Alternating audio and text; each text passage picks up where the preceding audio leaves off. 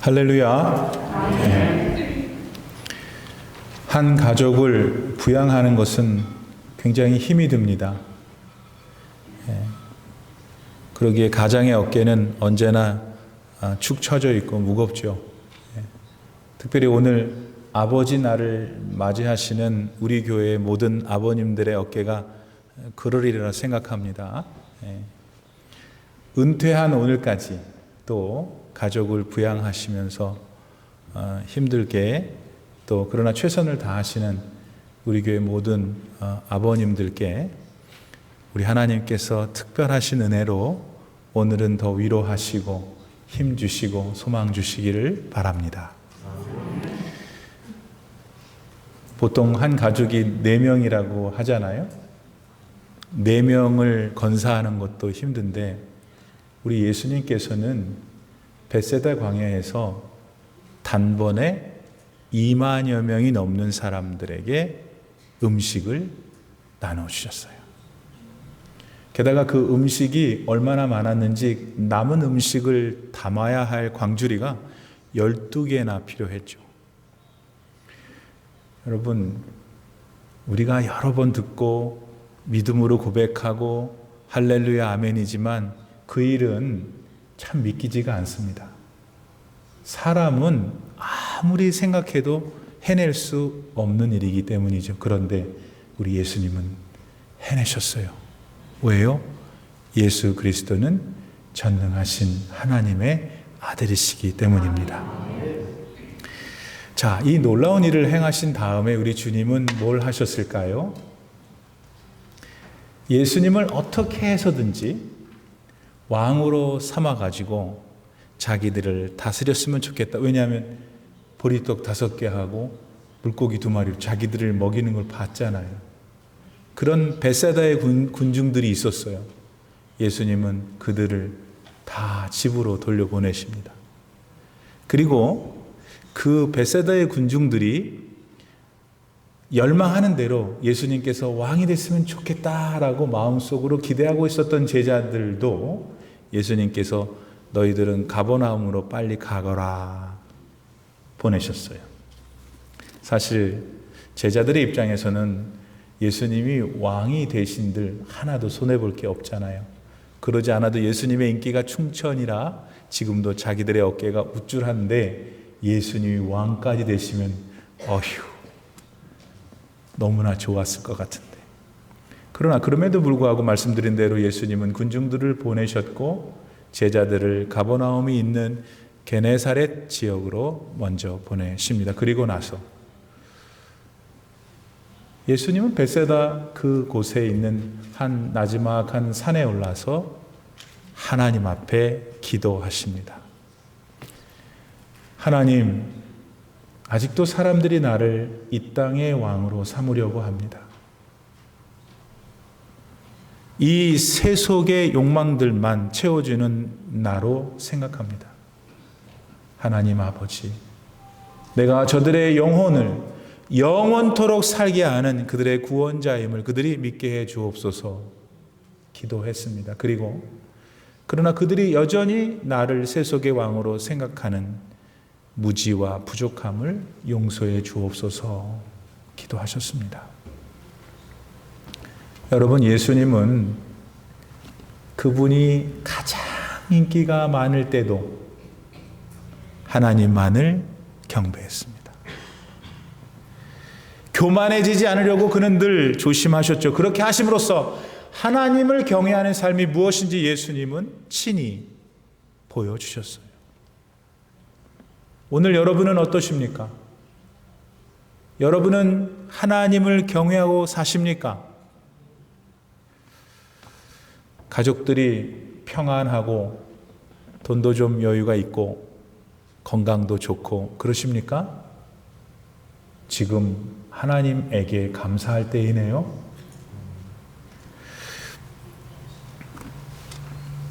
오늘 여러분들이 그런 감사의 마음을 잘 표현하는 인생을 사셔서 남은 여생 동안에도 정말 감사의 조건이 충만한 귀한 여생이 되기를 바랍니다. 여러분, 교만하다는 것은 하나님을 잊는 거예요. 교만하다는 것은 세상을 하나님보다 더 좋아하는 거예요. 그래서 잠언서에 보니까 교만은 망하는데 제일 1번 타자다 이거예요. 하나님이 싫어하는 것 중에 교만이 있어요. 사랑하는 여러분, 왜 그럴까요? 하나님 의지하지 않고 살다가는 결국 망합니다. 그러므로 힘이 있는 오늘, 힘이 있을 때 조심하세요. 그리고 모든 일이 잘 되어갈 때 꼭 하나님을 기억하시고 그분께 감사하면 참 좋을 텐데 그런 성도님들 다 되시기를 바랍니다. 예수님께서 오병이어를 가지고서 그 많은 사람들을 단숨에 먹이셨다고 말씀드렸습니다. 대단한 분이십니다. 그렇기 때문에 오늘 우리는 지금 우리가 가지고 있는 현실의 문제를 예수님의 이름으로 하나님께 기도드립니다. 왜? 그분께서 해결해 주심을 믿기 때문입니다. 예수님은 그분의 시간에, 그분의 때에 반드시 우리가 드리는 기도를 들으시고 응답해 주십니다. 그런데 여러분, 예수님께서 우리의 마음의 소원을 들어주시는 것 때문만, 그 이유 때문에만 우리가 예수님을 경배하는 것이 아닌 줄 압니다. 예수님은 지금 우리가 간절하게 원하는 이 세상적인 욕구를 뛰어넘어서, 우리 육신의 문제를 뛰어넘어서 우리 안에 존재하고 있는 영, 이 우리의 영이 영원토록 살 수 있도록 인도하시는 하나님이십니다. 여러분, 그러니 세상 사람들은 예수님이 왕이 되기를 원했지만 예수님은 왕을 이 세상에 내놓는 분이세요. 모든 제국들이 흥하고 망하게 하시는 전능의 하나님이세요. 이 하나님을 오늘 아침 회복하는 여러분 되기를 바랍니다. 베세다 산에 올라서 이렇게 기도를 하시다가 한 새벽 3시경쯤 되었습니다. 예수님께서 먼저 보내신 제자들이 타고 있는 배를 그 산에서 내려다 보았죠. 아니, 그런데 가버나움으로 가고 있던 그 제자들이 그 바다 한가운데서 무척 고생을 하고 있는 거예요. 광풍이 몰아닥쳤기 때문입니다. 광풍이 몰아닥치니 어떻게 해요? 꼼짝달싹을 못하고 있었죠. 이에 대해 마가복음 6장 48절은 이렇게 증거합니다. 바람이 거스름으로 제자들이 힘겹게 노젓는 것을 보시고 밤 4경쯤에, 새벽 3시죠? 바다 위로 걸어서 그들에게 오사 지나가시려고 하시매 12제자들은 예수님의 말씀에 따라 배를 타고 가버나움으로 향하고 있었어요. 그런데 가는 도중에 뜻하지 않은 광풍을 만나는 거예요. 그러니 아무리 노를 저어도 앞으로 나가지를 않는 거예요. 제자들의 손아귀는 어느새 물집이 생깁니다. 어떤 사람은 손이 까지 않았을까? 게다가 미친 듯이 부는 바람에 제자들이 자기 몸을 어떻게든지 배 안에 둬야 될 거 아니에요. 물에 빠지지 않으려고 안간힘을 쓰는 것. 더군다나 설상가상으로 그 시간이 새벽 3시니 여러분, 새벽 3시에 사람이 얼마나 고단해요. 피곤에 절어 있는 때. 따라서 그들 중에 몇몇 베드로와 같은 그 동네 출신이 있잖아요. 베테랑 어부들이 있었다 하더라도 그 광풍 앞에서는 속수무책이었습니다. 여러분, 살다가 보면은 우리도 이런 비슷한 일을 만날 때가 있습니다. 아니, 아무리 저어도 안 가는 거야. 아무리 내가 노력해도 내가 가지고 있는 문제를 해결할 수 없는 순간 말입니다. 특별히 주님 안에서, 믿음 안에서 열심히 살려고 할 때 그런 일을 당할 수도 있습니다. 오늘 본문의 제자들은 예수님이 가라고 했기 때문에 배를 타고 가버나움으로 간 것입니다. 예수님이 가라고 한 그 말씀에 순종해서 배를 타고 가는 동안에 광풍을 만난 것입니다. 오늘 예수 그리스도를 믿고 말씀대로 순종하며 사는 동안에도 우리가 감당할 수 없는 문제가 닥칠 수 있다는 거예요. 그러나 여기 잊지 말아야 할 것이 하나 있습니다. 예수님은 그런 우리를 잘 알고 계신다는 거예요. 예수님은 나 몰라 하지 않으신다는 거예요. 반드시 하나님의 아들이신 그리스도께서 내 문제를 아시고 내 문제를 해결해 주십니다. 아니나 다를까 바다 한가운데에서 헤매이고 있는 제자들을 예수님이 보셨습니다. 그리고 그들에게 다가가셨죠. 바다 위를 걸어서 말입니다. 할렐루야. 여러분, 바다 위를 걸을 수 있는 사람은 세상에 없어요. 아무리 해도 안 돼요. 그런데 우리 예수님은 바다 위를 걷는 것은 아무 일도 아님을 믿으시기 바랍니다. 왠지 아세요? 예수님에게는 하늘도 땅도 바다도 다 순복합니다. 그분은 하나님이시고 하나님의 아들이시기 때문입니다. 여러분 아셔요? 우리 창조주 아버지 하나님께서 세상을 창조하실 때 예수님이 거기 계셨잖아요. 요한복음 1장 2절로 3절 말씀을 보세요. 그가 태초에 하나님과 함께 계셨고 만물이 그로 말미암아 지은 바 되었으니 지은 것이 하나도 그가 없이는 된 것이 없느니라. 하나님 아버지께서 세상을 창조하실 때 예수님이 거기 함께 계셨을 뿐만 아니라 예수님으로 말미암아 모든 것이 창조되었으므로 오늘 저도 여러분도 예수님 때문에 이 세상에 존재하시는 거예요. 여러분, 예수님은 지금 우리에게 생명을 주고 계세요. 뿐만 아니라 그 생명이 지속될 수 있도록 하시는 유일한 하나님이셔요. 여러분, 죽으면 다 소용없어요. 예? 죽으면 다 소용없어. 아니, 생명이 없는데 돈은, 권력은, 명예는 뭔 필요가 있어요? 생명 없으면 즐거움도, 놀이도, 쾌락도 마치 돼지 발 앞에 놓여있는 100만 달러 같은 거예요. 자, 그렇게 필수적인 우리 삶의 가장 근원인 생명이 예수 손에 안 있어요. 가장 본질적인 생명이 지금 주님의 손 안에 있음을 꼭 믿으시기를 바랍니다.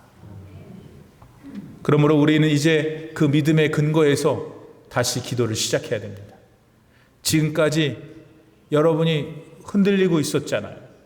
무서워했잖아요. 불확실했잖아요. 불안해했잖아요. 네, 그러나 정신을 차려 생명의 근원이 되시는 예수님을 바라봐야 돼요. 그리고 지금 여러분이 고달파하는 문제를 주님 앞에 아뢰십시오. 그러면 예수님이 오셔요. 길이 없으면 물 위를 걸어서 오시는 주님인 줄 믿으시기 바랍니다. 그래서 여러분 말씀 몇 번 드렸잖아요. 우리의 기도는 언제나 기적을 원하는 거예요. 여러분 기도 오늘 가만히 생각해 보세요. 내가 무슨 기도를 하나님께 드리나? 그게 다 기적을 원하는 거예요. 안 될 일을 원하는 거잖아요. 안 되는 일을 원하는 거잖아요. 하나님은 은혜로 그 기적을 여러분의 삶 속에 가장 잘 맞게 주시는 분이심을 믿고 다시 기도를 시작하시기를 바랍니다. 자, 그런데 그 물 위를 걸어오는 예수님을 보고 제자들의 반응이 뭐였죠? 제자들은 예수님 보고 두려워했다고 오늘 성경은 증언합니다. 왜냐하면 예수님이 마치 유령처럼 보였기 때문에. 마태복음 14장 26절 말씀을 보세요. 제자들이 그가 바다 위를 걸어오심을 보고 놀라 유령이라 하며 무서워하여 소리 지르거늘. 언뜻 생각해 보면 제자들이 이런 반응은 너무 당연한 거예요. 여러분 가만히 배에 있는데 누가 물 위를 걸어올 줄 어떻게 알겠어요. 그러니 컴컴한데 걸어오니까 유령이라 생각하는 것이 당연하죠. 근데 지금 여러분 물 위에 서 계신 그분이 누굽니까? 예수님이세요. 그 배 안에 있었던 제자들은 조금 전에 벳사다 광야에서 자기들 앞에서 수만 명의 사람들을 한꺼번에 먹이는 것을 목격했어요. 그리고 그 이외에 많은 기적들을 제자들은 봤잖아요. 그 예수께서 물 위에 서 있는 게 무슨 문제예요?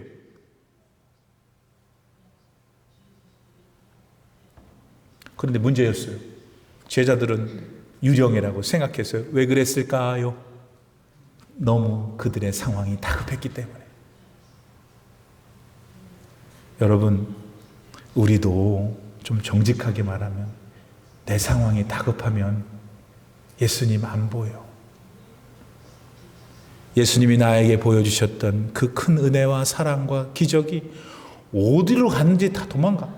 그리고는 막 그냥 입에서 막 안 된다는 소리하고 마음에 원망하고 불평하고 자꾸 절망의 숲속으로 들어가고 컴컴한 곳에 자기 스스로를 소망 없이 가둬두죠.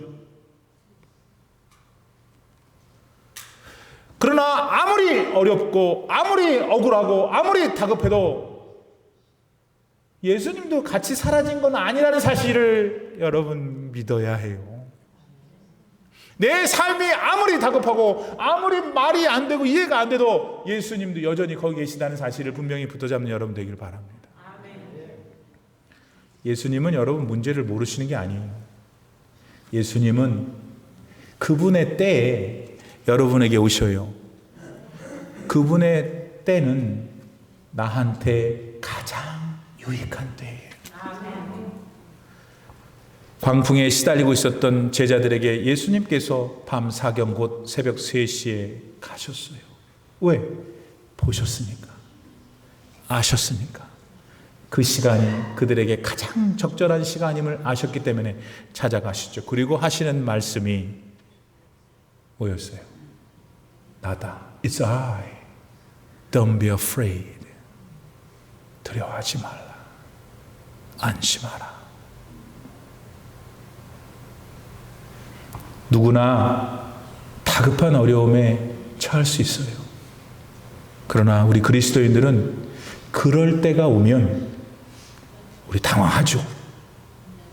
어쩌나 다리가 부들부들 떨리고 가슴이 뛰고 그때 우리는 무릎 꿇어야 돼요. 예수님께서 이전에 나에게 보여주셨던 그 은혜와 기적을 기억해내야 돼요. 그리고는 주님을 바라봐야 해요. 그럴 때 그런 믿음 위에 서는 사람은 반드시 승리합니다. 왜? 하나님이 찾아오시니까. 왜? 하나님이 그 문제를 해결해 주시는 줄 믿습니다. 그러므로 여러분 막 돌아다니고 막 성질 부리고 막 입에서 자기도 싫은 말을 매태하지 말고 가만히 귀를 기울여야 돼요. 하나님은 성경의 말씀을 통해서 목사의 설교를 통해서 믿음의 친구들의 어떤 한마디를 통해서 나에게 말씀하셔요. 그 애들이 톱밥에서 놀고 있었어요. 어떤 사람이 애들한테 가서 하는 말이 내가 저 톱밥에다가 손목시계를 숨겨 놓을 테니 그걸 찾아오는 사람 과자 줄게. 애들이 그 과자 먹으려고 톱밥 안에 숨겨져 있는 손목시계를 찾기 시작했습니다. 어떻게 했겠어요, 여러분이면? 애들이 막 쑤시고 막 했죠. 그런데 그 손목시계가 없어. 그러다 간식 시간이 돼서 아이들이 간식을 먹는 동안 그 아이들 중 한 아이가 그 톱밥에 가더니 금방 손목시계를 찾아오는 거예요. 그 이유가 뭐였을까요? 찾아온 아이가 대답합니다. 그거 간단해요.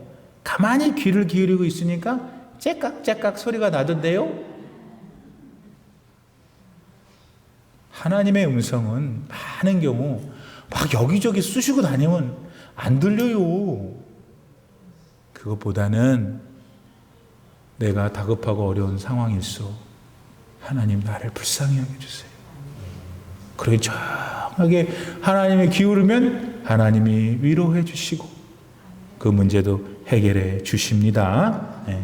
여러분들은 다 그거를 다 누리는 아름다운 인생 되기를 축복합니다. 내니 두려워하지 말라 하시는 예수님을 이제 보고 제자들이 어떻게 했어요? 오늘 성경에 보니까 배 안으로 예수님을 영접했다고 했습니다. 그랬더니 그 사람들이 타고 있던 배가 그들이 원래 계획했던 가려던 땅에 도착했다 라고 성경은 전합니다. 사실 조금 전까지만 해도 도대체가 이 배에서 살아남을 수 있겠는가, 배가 가는 것은 둘째치고 내가 살아남을 수 있겠는가 고민했던 그들 아니었습니까? 그런데 오늘 성경 본문 21절 말씀에서는 그들이 탄 배가 가려던 곳에 즉시 이르렀다.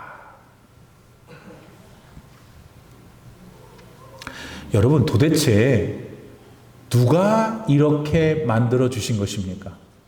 어떻게 했길래 조금 전까지만 해도 다 죽어가는 사람들이 자기들의 목표한 땅에 도착할 수 있었느냐? 그것은 그들이 예수님을 배 안으로 영접했기 때문입니다. 맞아요, 여러분. 예수님을 믿고 마음에 받아들이고 신앙할 때 우리 인생은 제대로 된 길을 걸어 소망의 항구로 도착합니다. 시편 107편, 하나님은 우리를 인도하여 소망의 항구에 이르게 합니다. 여러분, 이 말씀도 한번 꼭 기억하세요. 시편 48편 14절, 이 하나님은 영영이 우리 하나님이시니 우리를 죽을 때까지 인도하시는도다. 죽지 않으면 좋겠어. 우리끼리 얘기 때 I do not want die. 근데 저나 여러분이나 마음이지 크게 거기에 신경 안 써. 왜냐하면 죽는 거 아니까. 지금부터 우리의 생이 이 땅에서 끝나는 날까지 우리 중에 자기의 삶을 확실히 아는 사람은 아무도 없어요. 그러나 오직 우리 주 예수 그리스도는 저와 여러분 각각의 인생의 남은 여정을 정확히 알고 계신다. 여러분, 예수님은 인생이라고 하는 나의 삶의 선장이셔요, 선장. 그런데 놀랍고 중요한 것은 선장 되시는 예수님은 실수가 없으셔요. 전능하신 줄 믿습니다. 그렇기 때문에 우리 각 사람 한 사람에 대해서 모르는 게 없어요. 여러분, 목사인 저도 우리 성도님들을 어느 정도 알기 때문에 뭐든 도와드릴 수도 있고 기도도 되고 때에 맞춰서 마음을 같이 할 수 있어요. 사람이 이래도 아니까. 모르면 못하는 거예요. 저도 우리 성도님들 가운데 모르는 분은 못 해드리는 거예요. 하나님이신 그리스도는 다 알고 계시는 거예요. 그러니 우리를 사랑하시는 그분이 우리를 인도하신다. 그러니까 어떻게 돼요? 이 시간 그동안 정신이 없었던 분, 마음이 세상에 갔던 분, 다시 생명의 근원 되시는 주님 붙들어야 돼요. 그거를 영접한다라고 그래요. 배 안으로 모셔야 돼요. 예수 오래 믿은 분들 여기 많아요. 그동안에 너무 자고 있었어요. 예? 세상에 우리를 그렇게 만들기도 했어요. 코로나가 우리를 그렇게 만들기도 했어요. 예. 뭐 코로나가 심각한 문제지만 뭐 그거 가지고 질 거예요? 거기에 눌려서 살 거예요? 눌려서 사는 것도 여러분 선택, 이기고 극복하고 이것을 나의 삶에 더 좋은 곳으로 유익하게 만드는 것도 여러분 선택. 그리스도를 영접하시고 주님을 다시 내 마음에 드릴 때 우리에게는 다시 소망이 생기는 것입니다.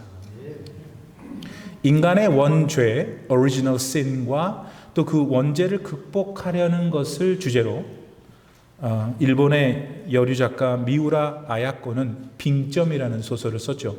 우리나라 한국에도 많이 알려져 있고 미국에도 알려져 있고 Freezing Point라고 하는 책으로 번역되기도 했습니다. 근데 이 소설의 작가 미우라 아야코는 결핵, 폐렴, 그 다음에 직장암까지 걸려서 내내 병으로 고생하던 여자분이었습니다. 그녀는 삶에 소망이 없었죠. 소망이 없으니까 앞으로 자기의 삶에 대해서 예측을 못하는 거예요. 그러니 얼마나 그 삶이 어둡고 침침했겠어요. 근데 그녀가 달라졌어요. 어떻게 달라졌어요? 예수님 만났거든. 여러분, 일본 사람들 중에 1%가 그리스도인이랍니다. 그 1%밖에 안 되는 구원받은 백성 가운데 이 여인이 들어있었던 거예요. 예수님 만나니까, 예수님 영접하니까 삶이 100% 달라진 거예요. 없었던 삶에 기쁨이 생겼어요.